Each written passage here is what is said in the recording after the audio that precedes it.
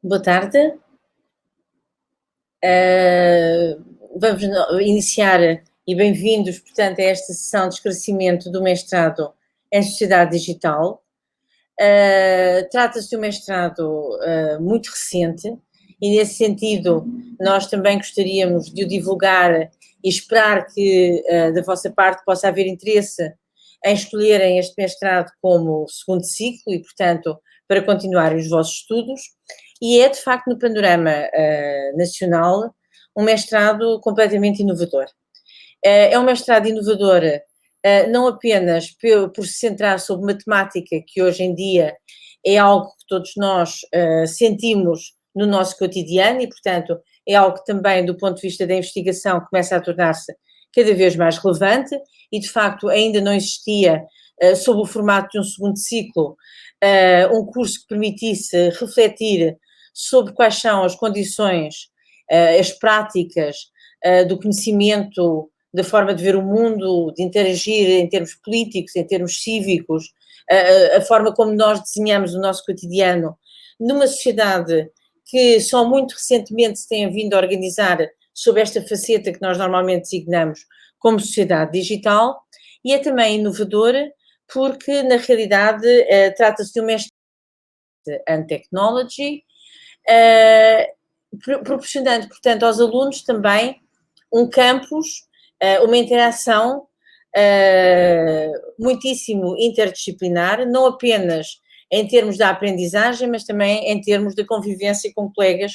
que, obviamente, têm formações muito distintas, nomeadamente no nosso campus, fundamentalmente na área das ciências, das engenharias e também,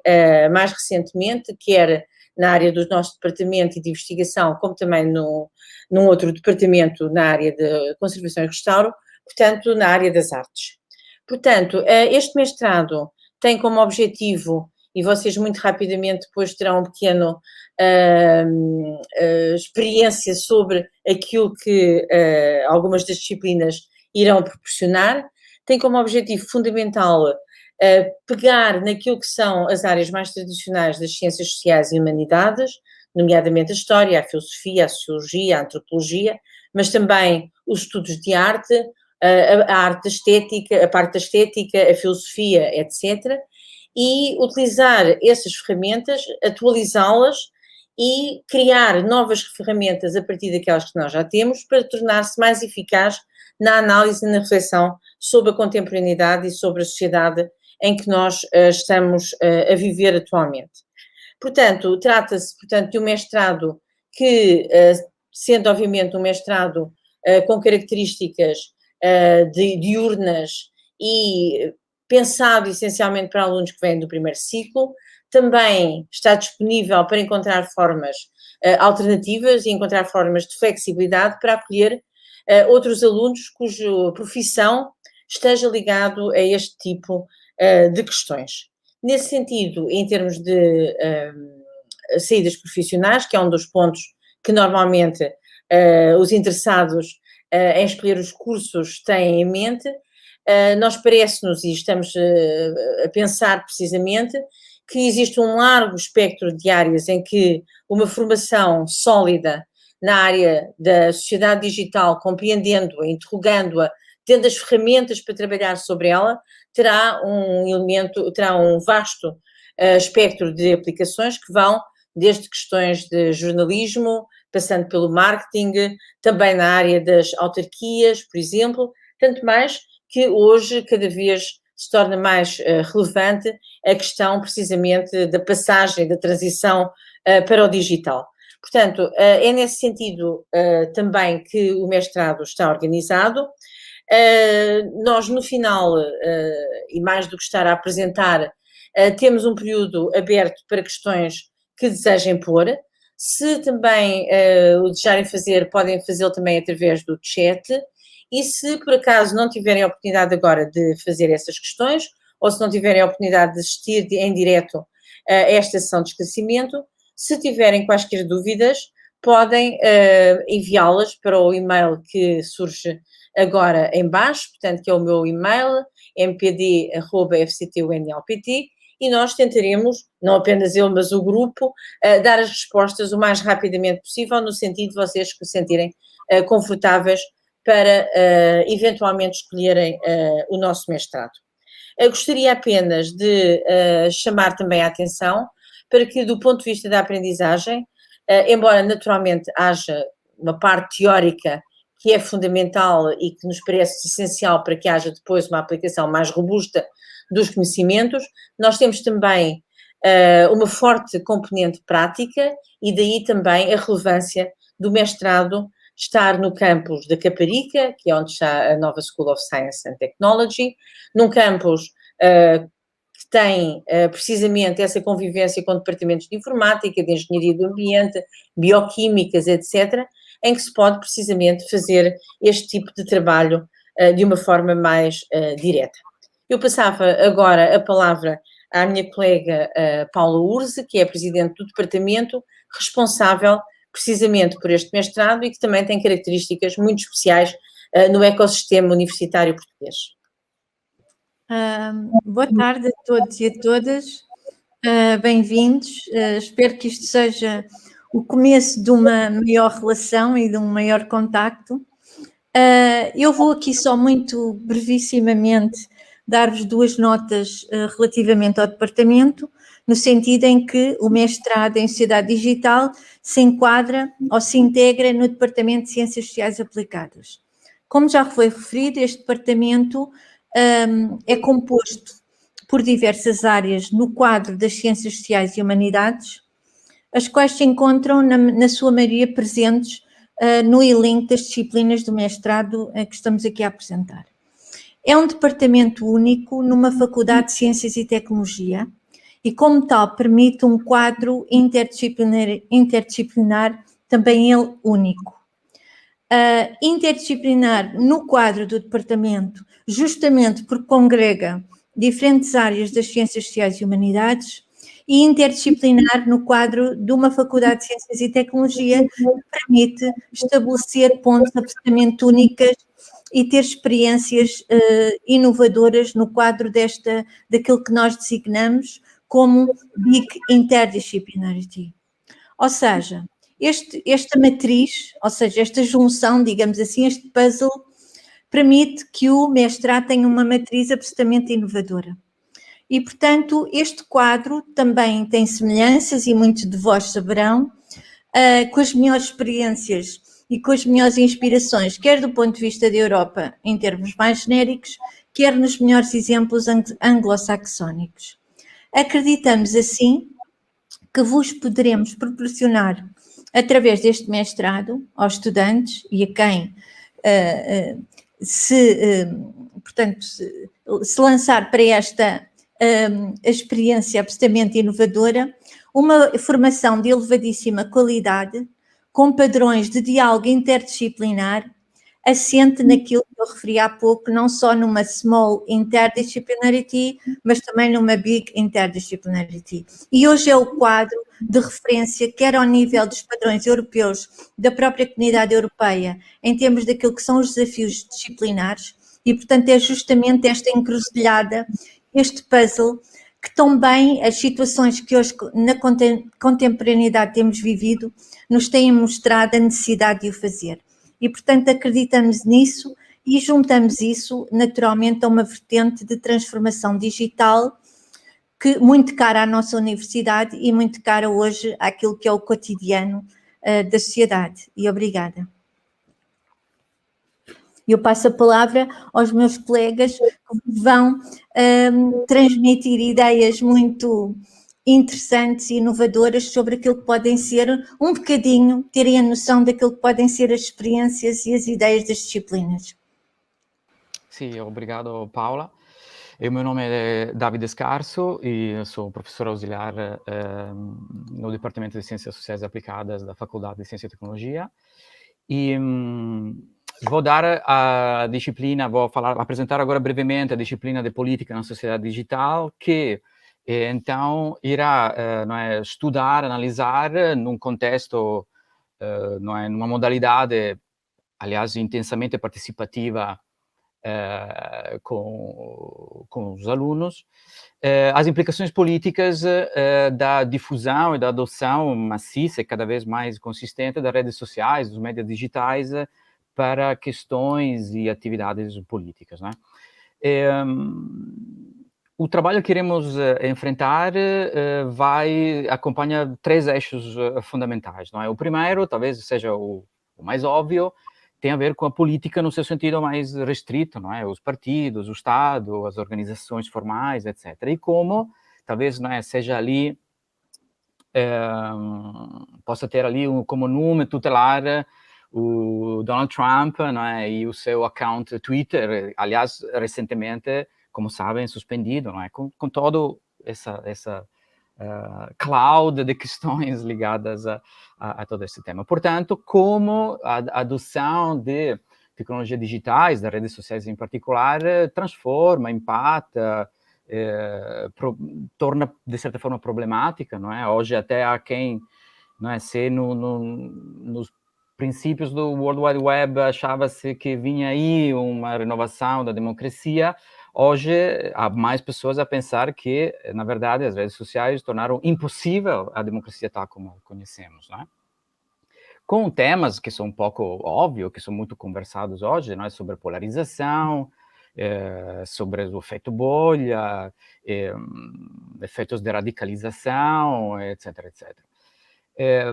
Queremos, porém, ir um pouco além, não é, desse debate mais óbvio e mostrar como o território das tecnologias digitais, na verdade, é hoje autenticamente um território de subjetivação política, não é, de mobilização política e até, por que não, de radicalização, não é, de construção de identidade política coletiva com todos os problemas, ambiguidades, riscos que isso tem.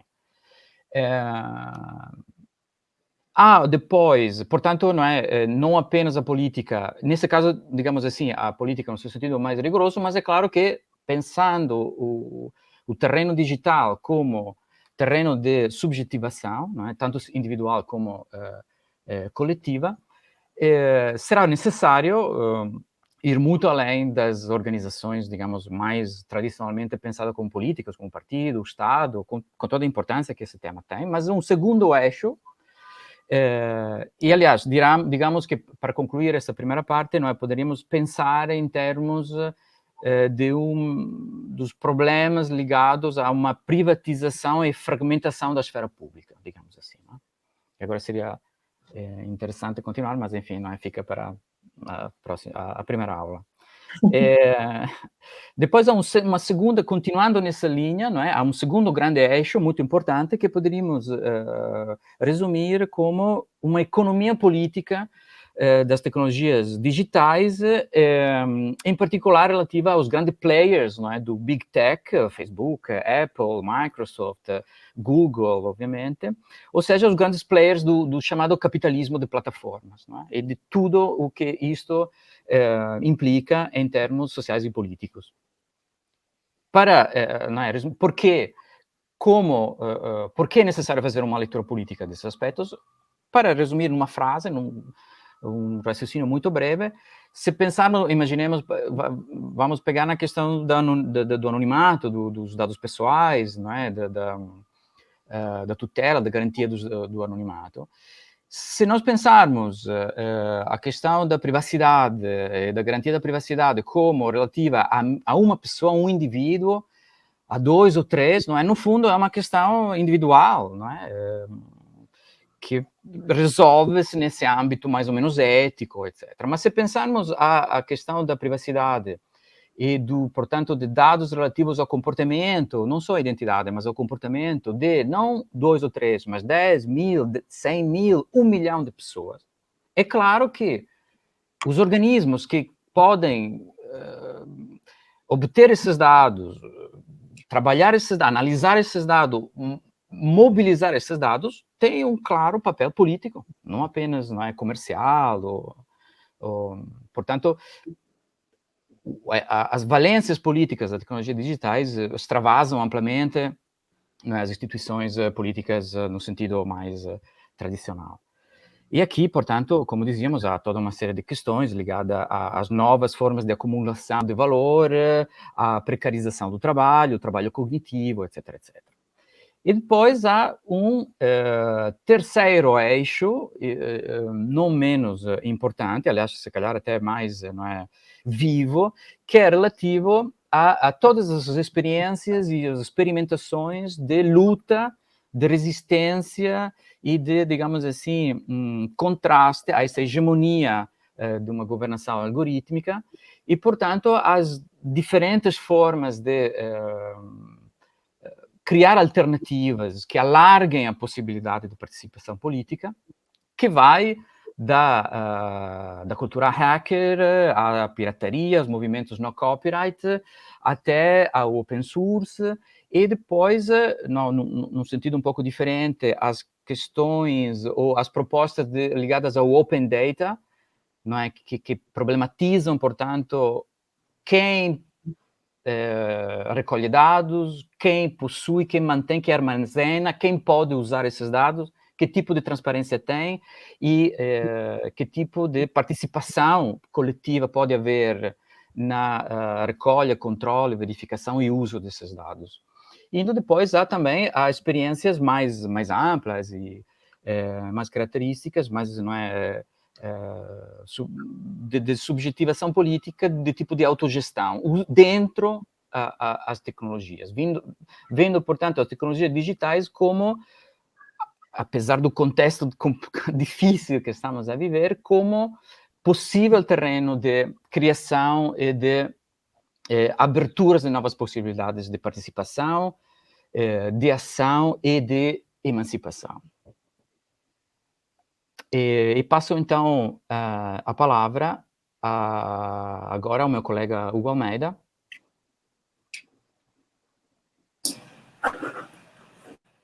Olá, boa tarde. Então vou sucintamente descrever a cadeira de entretenimento digital, que é uma cadeira que se foca na cultura e nas indústrias culturais digitais. Portanto, desde as redes sociais como o Facebook, plataformas de difusão de conteúdos como o DeviantArt ou o Twitch, até os jogos de vídeo e, por exemplo, dating apps. E como estas têm participado na construção de realidades sociais. Portanto, a ideia geral da cadeira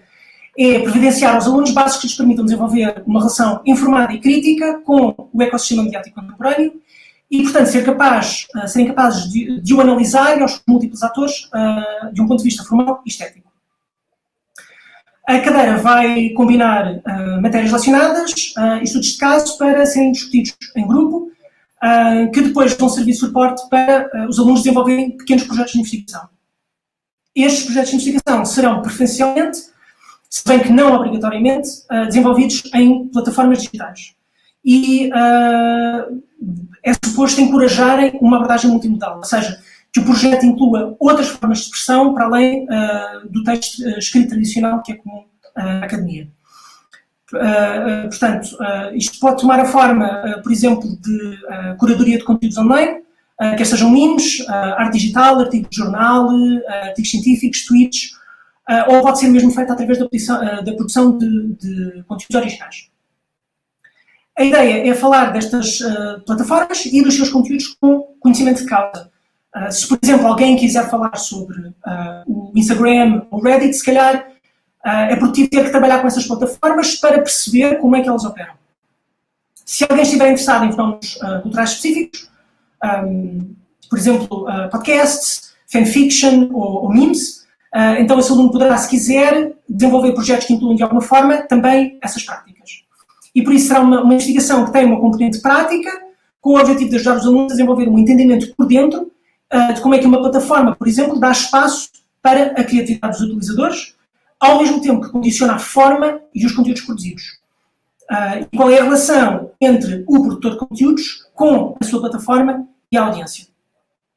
O objetivo é garantir que os alunos desenvolvam uma perspectiva crítica do papel destas plataformas como agregadores de conteúdos, que são muitas vezes produzidos de forma participativa pela própria audiência, segundo parâmetros pré-definidos pela plataforma, o que suscita, naturalmente, uma série de questões que vão desde a liberdade de expressão,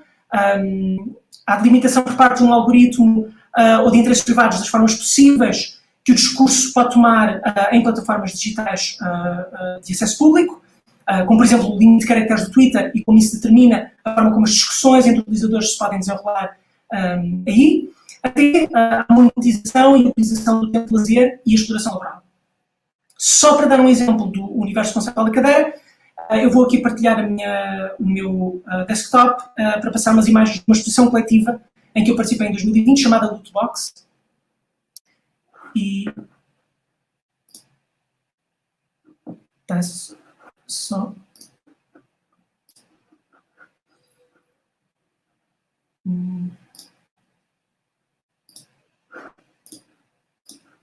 Só um bocadinho.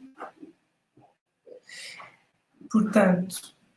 esta exposição do Lootbox foi montada na sala de exposições da Biblioteca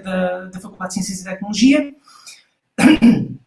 e é uma exposição que se foca na indústria dos videojogos, em que a expressão Lootbox se refere a sistemas de sorteio de itens ou bónus de desempenho virtuais que são incluídos em alguns jogos de vídeo. A lógica deste dispositivo remonta aos role-playing games como Dungeons & Dragons, nos quais o saque dos inimigos e a profanação de cadáveres são recompensados com loot, ou os espólios do saque. E temos esta uma exposição precisamente porque, apesar deste dispositivo ser recontextualizado nos jogos online atuais, a etimologia do termo lootbox mantém a causalidade original de ao vencedor os despojos.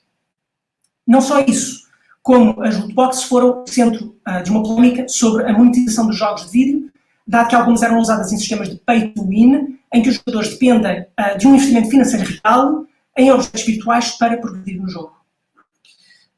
Peço desculpa, eu enganei-me aqui no botão. E, portanto, neste caso, acabamos por desenvolver este conceito de lootbox como um modelo alargado que, por um lado, encerra formas de pensar que são inerentes ao extrativismo que está na raiz das rupturas ambientais a que estamos a assistir atualmente, e, por outro, expressa uma fantasia de crescimento económico interminável, no qual os produtos digitais transacionados são aparentemente intermináveis e sem um impacto material nos recursos do planeta. Portanto, podemos aqui perceber como é que determinadas práticas na indústria dos videojogos promovem uma determinada dividência. E é esse tipo de discussões que vamos tentar desenvolver na cadeira de entretenimento digital. Eu vou deixar de partilhar o meu ecrã. E se calhar agora vamos dar a oportunidade para a audiência fazer perguntas, não é? Sim, nós já temos algumas questões. Primeiro eu gostaria de agradecer às pessoas interessadas e que estão aqui. Vejo uma pergunta precisamente do José Pereira sobre as áreas profissionais e depois sobre a questão da empregabilidade. De facto, as áreas digitais, as áreas profissionais, de saídas profissionais, são bastante amplas e, na realidade, parece-nos que terão uma tendência para tornar-se cada vez maiores e não a tornarem-se mais de nicho, portanto, na realidade,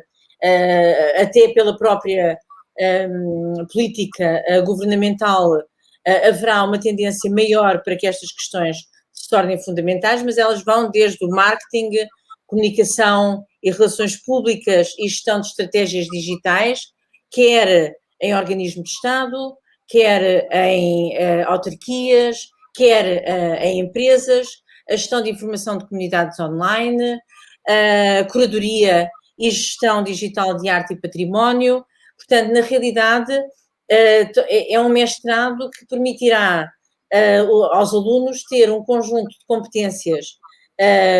bastante alargado e, por outro lado, bastante robusto, que permite não só facilmente responder a muitas solicitações de empregos, como também, por outro lado,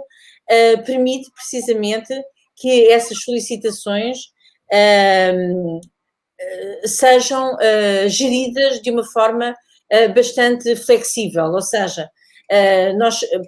queremos que as competências que os alunos, os estudantes do segundo ciclo do mestrado em Sociedade Digital, através das competências que desenvolvem, estejam capacitados para, mesmo em situações que não são as situações típicas, serem capazes de resolver e de conseguir convocar o seu conhecimento. Portanto, hoje em dia é impossível dar todo o conhecimento, portanto, o que é necessário é dar precisamente essa flexibilidade, essa capacidade de esticar a forma de pensar para se poder adaptar àquilo que é exigido por parte do empregador. E isso é algo que nos parece ser fundamental e que nós tivemos em atenção na construção do próprio currículo. Por outro lado, e aqui a minha colega Paula Urze poderá também dar uma chega nesse sentido, nós na parte da tese, e isso tem a ver também com a nossa faculdade,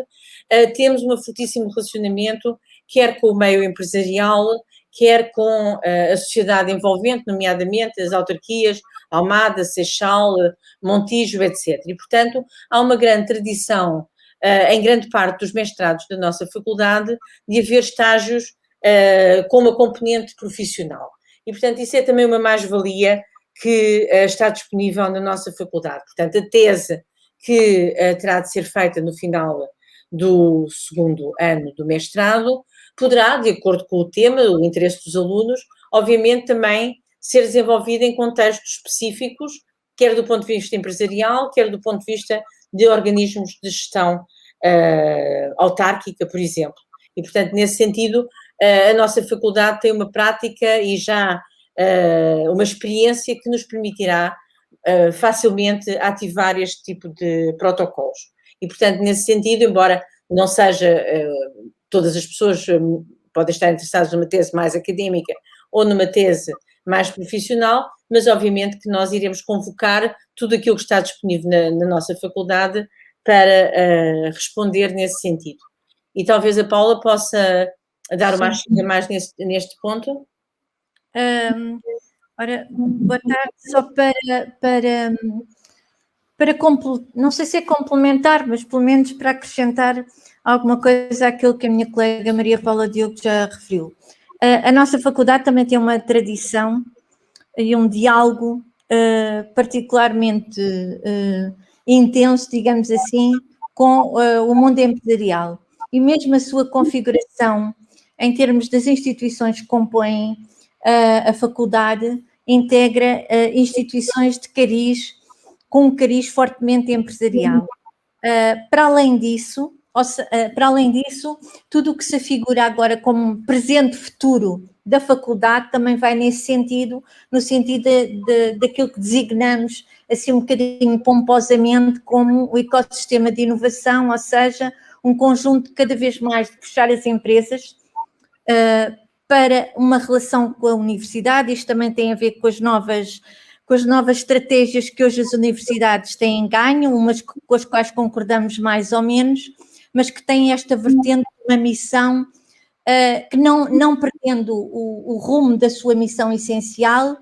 mas também não estando de virar de costas para o mundo empresarial e para a necessidade de inserção profissional dos nossos diplomados. E nesse sentido eu penso que a faculdade tem não só contactos privilegiados, até pelas áreas em que se move, como ela própria, pela sua estratégia, tem esta relação muito densa com o tecido empresarial. E eu penso que isso é qualquer coisa que não se vai perder, pelo contrário, reforçar-se-á. E, portanto, deste ponto de vista, só posso acreditar que o panorama é favorável. Para além disso, devo dizer que também, já agora permitam-me esta nota pessoal, que em termos de própria experiência enquanto investigadora e enquanto investigadora também nas empresas, e nas empresas, por exemplo, de base tecnológica, há uma formação que apela a competências não estritamente técnicas, mas que apela a um diálogo necessário e de mediação entre aquilo que é saber comunicar a tecnologia e saber falar para os vários interlocutores sobre tecnologia e transferir aquilo que a respeito à tecnologia diz, que não se esgota e não tem nada a ver, por exemplo, com aquilo que são as competências do engenheiro informático ou com o engenheiro eletrotécnico, mas tem mais a ver com aquilo que é a capacidade de interpretação e de análise e que remete muito para aquilo que também nós acreditamos que mesmo no mundo empresarial é uma lacuna, que é esta mediação muitas vezes entre quem trabalha, por exemplo, vou agora dar um exemplo de saúde, quem trabalha na área da saúde e os médicos, e muitas vezes há uma mediação necessária entre um engenheiro informático que trabalha dados ligados à saúde e pessoas que trabalham, médicos, etc., portanto, pessoal rigorosamente ligado à saúde. O que é que eu digo aqui? Há um papel de mediação e de intermediação e de interpretação em termos da digitalização e da transformação digital que eu, enquanto investigadora, e mais uma vez permitam-me esta nota pessoal, sinto que muitas das vezes as empresas precisam deste tipo de perfil e deste tipo de competências, que não é o técnico, tudo corre, mesmo que seja um engenheiro, mas é este profissional que tem estas competências de compreender a parte técnica, mas também dialogar com aqueles que não são técnicos. Não sei se respondi, mas tentei. Sim, pronto, basicamente sim, portanto, pensamos que a resposta será sim, à pergunta que o José nos pôs, e temos também uma pergunta do Pedro Rebelo, que eu também aqui saúdo, na medida em que já trocámos um e-mail, e nesse sentido agradeço o seu interesse e também ter arranjado disponibilidade para estar aqui, sobre a questão do horário. Nós, de facto, ainda não temos o horário totalmente definido, isto porque também estávamos a ver um pouco qual o perfil dos alunos que estarão interessados no curso, mas, obviamente, que teremos sempre que prever uma situação para os trabalhadores estudantes. É fundamental, todos os cursos têm, portanto, dos primeiros ciclos aos ciclos de doutoramento, portanto, aos terceiros ciclos, e, portanto, haverá sempre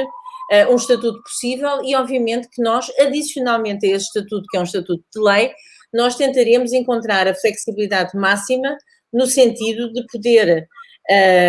também usufruir no interior do nosso segundo ciclo, porque isso também é uma mais-valia para os segundos ciclos, de profissionais que já estejam a trabalhar em algumas áreas e que vejam nestas novas competências, uma mais-valia. E, portanto, também há um interesse da nossa parte de ter essa parte dos trabalhadores que não vêm diretamente do primeiro ciclo, que já têm uma base profissional, dos estudantes com estas características e, portanto, haverá, sim, de certeza absoluta, a capacidade de flexibilizarmos e encontrarmos o ponto de equilíbrio. Portanto, eu diria que não seria esse elemento que deverá afastar qualquer potencial candidato. Nós faremos os possíveis para, de facto, para ir para além daquilo que é a legislação e encontrar a melhor forma de o fazer. Nós temos no nosso departamento vários cursos de doutoramento e, portanto, estamos habituados a ter que gerir esse tipo de situação e, portanto, falo-emos mais uma vez. O Breno pergunta se aceitamos estudantes estrangeiros, claro que sim, e se necessário, obviamente, que as disciplinas poderão ser lecionadas em inglês. Também estamos dependentes, não nos parece que seja muito cordial lecionar as disciplinas em inglês se tivermos todos uma língua comum, por exemplo, se tivermos essencialmente alunos, por exemplo, do Brasil ou de outros países de língua portuguesa, mas se houver interesse por parte de alunos que não falem português, naturalmente que nós passaremos também para a versão inglesa. Os métodos de avaliação previstos, portanto, que nos pergunta também aqui o Pedro Rebelo. Portanto, a avaliação irá sempre ser através de trabalhos, que é aquilo que se adapta a um segundo ciclo. Portanto, poderão ser trabalhos mais teóricos, ou seja, por exemplo, recensões críticas, ou seja, leitura de obras e reflexão apoiada sobre essas mesmas obras. Poderão ser trabalhos, por exemplo, como o Hugo Almeida indicou, trabalhos, vamos dizer, práticos, portanto, em que se faz um exercício a partir daquilo que são as competências adquiridas na disciplina, ou como o David também indicou, questões relacionadas com debates a propósito de determinados temas, em que, portanto, se convoca a literatura e se faz também uma intervenção. Portanto, não será, obviamente, com regime de testes, na medida em que nós não consideramos ser o que se adapta a um segundo ciclo e particularmente com estas características. Portanto, haverá essencialmente esse tipo de avaliação. Portanto, será uma avaliação online, contínua, estava a ler a outra questão, peço desculpa, e, portanto, será essencialmente com base em trabalho. O que também facilita, por exemplo, em termos da presença de alunos com horários um pouco menos flexíveis. O João Monteiro, normalmente serão em regime presencial. Naturalmente que nós ainda estamos à espera de saber quais são as diretrizes para o início do próximo ano letivo, do ponto de vista daquilo que temos de ter em relação ao Covid-19, mas normalmente será em regime presencial. Para alunos que estejam no estrangeiro e que eventualmente não possam estar em Portugal, nós ensaiamos já algumas soluções ao nível de terceiro ciclo e as nossas salas estão equipadas com aquilo que é necessário para podermos ter um regime híbrido nas aulas, portanto, alunos presenciais e alunos que nos estão a escutar e a estabelecer diálogo connosco fora da sala de aula. E, portanto, é assim que estamos a pensar fazer globalmente, mas claro que temos que aguardar, saber claramente quais são as próximas diretrizes emanadas pelo Ministério para saber como será o primeiro ciclo. Não é, Paula? É isso que está neste momento, no primeiro semestre. Mais questões? Deixem-me só aqui acrescentar que, naturalmente, se tiverem mais questões que quiserem respondidas depois desta sessão de esclarecimentos, podem sempre fazer-nos chegar através ou das redes sociais ou enviando-nos um e-mail, portanto, estejam à vontade, que de alguma forma a pessoa a quem a pergunta é devida há de lê-la e há de poder responder. Sim, na continuação do que eu dizia precisamente, aquele mail que surgiu há pouco, do mpd@fctunlpt, portanto, se mandarem para aí, eu depois canalizo para o grupo inteiro, portanto, é este novamente que o Hugo, que está a gerir esta sessão, Hugo Soares, pôs novamente visível e a partir daí chegará a todos os outros colegas, que não são apenas os que estão aqui, nós estamos a tencionar até fazer outras sessões com outros colegas, mas aqui foi, digamos, e usando aqui uma terminologia mais gastronómica, um amuse-bouche para aquilo que poderá ser o prato completo do mestrado. Se será mais a quem está empregado na área, eu tenho experiência? Não, eu penso, portanto, nós até quando desenhamos o mestrado, pensámos para o estudante, vamos pôr entre aspas, mais comum, digamos assim. Portanto, o estudante que vem de um primeiro ciclo, nós abrimos a qualquer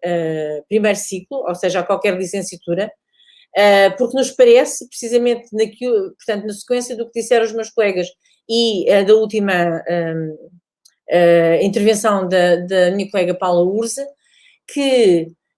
obviamente que estes temas são muito comuns e muito interessantes, penso eu, para todos aqueles que vimos dos territórios das ciências sociais e das humanidades, mas também consideramos que são temas que cada vez mais apelam a alunos que têm um primeiro ciclo nas áreas das ciências e das engenharias e que querem também ter um tipo de visão diferente sobre o que podem fazer com esse tipo de aprendizagens. E, portanto, no momento em que, precisamente, nós temos um primeiro ciclo e que depois podemos, num segundo ciclo, mudar completamente, ajustar e encontrar algo que nos interesse mais, este tipo de mestrado tem obviamente, como premissa fundamental que possamos ter entre os nossos alunos estudantes de primeiro ciclo que tenham qualquer área e que se interessem precisamente por ter depois uma formação adicional nesta área da sociedade digital para depois desenvolverem os seus percursos profissionais. Portanto, estes mestrados são pensados desta forma, mas, claro, queremos estar abertos também àqueles que já têm um percurso profissional que simultaneamente poderão frequentá-los. O segundo ciclo começou agora a ser divulgado, na realidade, porque nós não quiséssemos divulgá-lo antes, mas porque tivemos que ter a autorização para a divulgação por parte da A3Es, que é a instituição oficial que não só acredita os cursos, e o nosso curso tem uma acreditação de 6 anos, que é o máximo, portanto, isso também mostra a aposta que o próprio sistema de ensino português quer fazer em áreas deste tipo. E, portanto, a A3Es não só acredita os cursos, como também depois,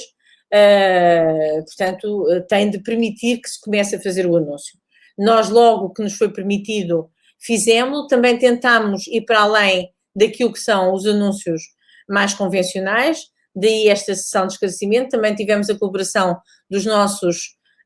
colegas mais jovens e dos nossos doutorandos que nos auxiliaram, por exemplo, na parte do Facebook, do Instagram, do Twitter, etc., para tentarmos chegar ao maior número de pessoas que possam estar interessados.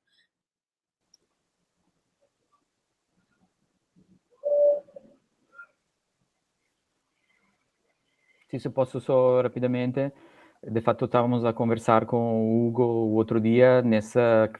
que é interessante até para os nossos temas, não é? O fato que conseguimos muito rapidamente divulgar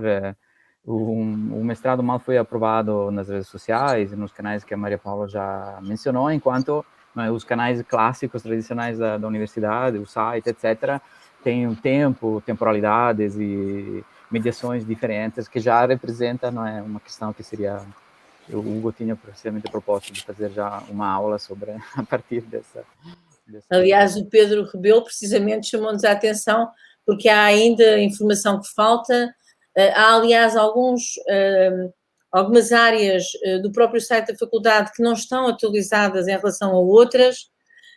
e que têm a ver com os timings dos próprios serviços, mas sim tentaremos manter a pressão para que sejam atualizados o mais rapidamente possível, e estamos até a preparar um pequeno PDF que poderá ser enviado, se necessário, para as explicações, enquanto não tivermos tudo online. E muito obrigada também, Pedro, pelos seus inputs.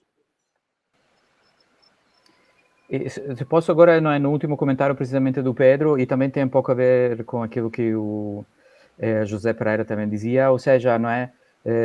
essa questão da interdisciplinaridade, da participação, não é só por parte dos docentes, mas acho que ter alunos oriundos de percursos diferentes, formações diferentes, será sem dúvida uma enorme mais-valia para o curso e será aproveitado de todas as formas. Haverá, portanto, uma atitude extrativista por parte dos professores em tentar captar tudo isso, né? Porque seja um consumidor de memes, ou seja um profissional, experiência, no fundo estamos todos, não é, imergidos nessas tecnologias como utilizadores, mais ou menos, digamos, espontâneos ou com atitudes mais críticas. Portanto, será extremamente interessante, penso eu, ter pessoas com características de percursos e fisionomias diferentes, digamos assim, e mobilizar esse tipo de diferenças de forma crítica e articulada. Eu talvez também só acrescentasse aqui uma coisa, que é o facto de o nosso departamento está ligado a um centro de investigação. Nem todos os colegas que irão dar aulas no mestrado fazem parte do centro, mas a maioria estão ligados a um centro de investigação que teve a classificação de excelente e que se caracteriza precisamente por um grande esforço no sentido da interdisciplinaridade e, por outro lado, também da internacionalização. E, portanto, também da nossa parte, há um comprometimento em conseguirmos ligar as nossas investigações, a nossa investigação, não só em termos internacionais e, portanto, proporcionar também seminários com colegas que não fazem necessariamente parte do nosso corpo docente, mas também estão interessados em outras faculdades europeias e mesmo fora da Europa, e também, obviamente, apelamos àquilo que é a investigação do nosso centro de investigação para que também os alunos possam usufruir dessa diversidade que faz parte deste ecossistema de investigação. Portanto, agora posso também acrescentar, nesta linha, não é bem nesta linha, mas digamos que é uma ramificação desta linha, que é o facto do mestrado ter relação institucional, ou seja, disciplinas com outros departamentos, designadamente com o Departamento de Ciências e Engenharia do Ambiente e o Departamento de Engenharia Informática. Obviamente que a matriz é do Departamento de Ciências Sociais, mas esta institucionalização, ou seja, esta participação de disciplinas do departamento também favorece essa deambulação por vários departamentos dentro da faculdade, ou seja, há uma relação institucional, as disciplinas fazem parte da matriz do mestrado e, portanto, aos alunos também é aberto esse caminho no sentido de diálogo com outros departamentos. Obviamente que institucionalmente mais com estes dois departamentos, mas, portanto, o histórico do Departamento de Ciências Sociais aplicadas numa faculdade desta natureza também não pode deixar de estar vincado por uma relação sempre muito estreita de diálogo com todos os departamentos da faculdade. E, nesse sentido, eu também acredito que, embora mais confinados, e perdoem-me a palavra, ao Departamento de Ciências Sociais aplicadas, há também esta relação institucional com os outros departamentos, consubstanciada em disciplinas.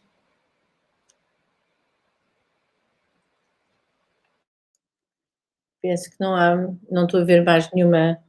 pergunta. Eu talvez agradecesse as questões que nos foram postas. Agradecemos também, se podemos aqui utilizar esta plataforma, para vos pedir que divulguem também este mestrado, junto daqueles que considerem que